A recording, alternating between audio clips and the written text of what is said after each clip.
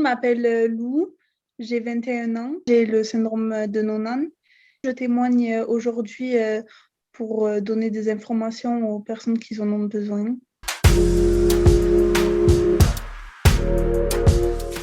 Tu travailles du coup en boutique? Non, dans une crèche. J'ai un CAP vente, mais quand je suis sortie de ça, j'ai fait un CAP petite enfance. Du coup, que je pouvais faire sur un an, mais bon, je l'ai raté. Après, j'ai fait un an de garantie jeune. Et c'est eux qui m'ont aidé à trouver un travail, à me remettre un peu dans la vie professionnelle, parce que j'allais rentrer dans ça. Alors au début, je cherchais dans la vente, mais bon, je ne trouvais pas du tout, c'était dur. Il fallait ou avoir un niveau plus élevé pour que bon, ça soit, je sois choisie parmi tous ceux qui demandent à travailler dans la vente.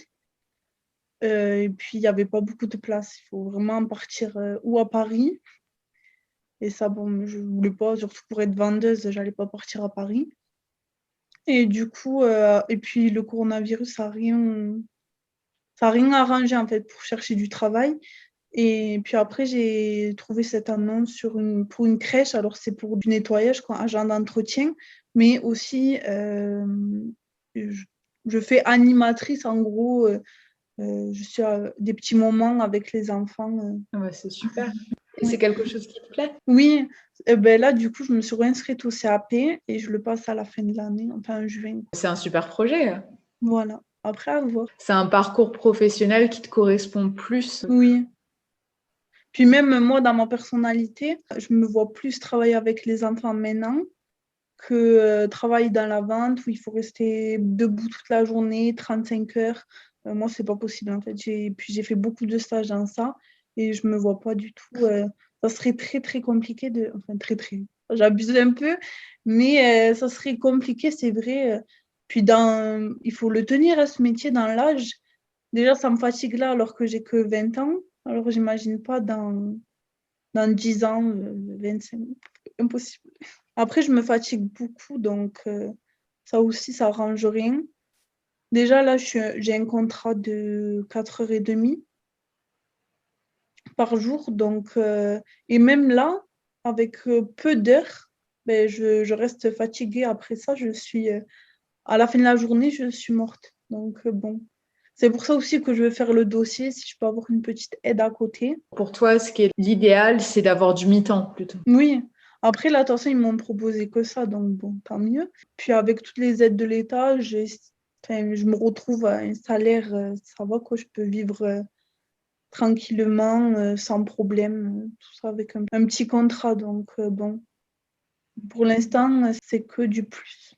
Et puis, je pense que ça doit être sympa de pouvoir travailler avec les enfants. Ah oui, beaucoup, moi j'aime trop. C'est un peu naïf, donc ils voient le mal, mais ils voient pas le mal. Donc bon, c'est bien de travailler avec des enfants. Est-ce qu'au travail, tu en as parlé de ton syndrome ou tu n'en as pas parlé? J'en ai parlé quand j'ai eu l'entretien, parce que bon, il y a quand même des rendez-vous importants. Mais si elle me demandait un jour, oui, tu dois être là, pourquoi t'es pas là? Parce que truc, ben, il fallait bien quand même expliquer. Après, à mes autres collègues, ben, dans une réunion, la directrice, elle en a fait part, en fait. Elle m'a dit, oui, Lou, elle a mal. Par exemple, ben, j'avais eu beaucoup mal aux mains. C'est pour ça qu'un jour, je n'étais pas allée au travail. Et du coup, après, j'ai dû l'expliquer devant tout le monde. Je me sentais. Enfin, ça venait vraiment pas de moi, hein, sinon je l'aurais jamais dit. Mais ça, je me sentais forcée d'expliquer ce que j'ai. Enfin, expliquer. Je n'ai vraiment pas expliqué. J'ai juste dit que j'avais un syndrome depuis ma naissance et que, voilà, que ça pouvait venir de là parce que je sais même pas d'où. Si ça vient de là ou voilà quoi. Ça vient d'autre chose. Mais bon, je me suis sentie forcée quoi, de le dire. En fait, ça t'apportait rien qu'ils le sachent. Ah non, pas du tout, hein, parce que, encore une fois, il n'y a pas de différence entre eux et moi. Je peux faire autant que eux ils font. Donc, voilà. C'est pour ça que je le dis pas. Après, si je sentais que des fois, je me sens, je sais pas comment expliquer, mais si je me sens moins capable que eux, par exemple, je pense que je l'aurais dit oui, mais je fais pas ça parce que j'ai ça, quoi, mais non. Ok.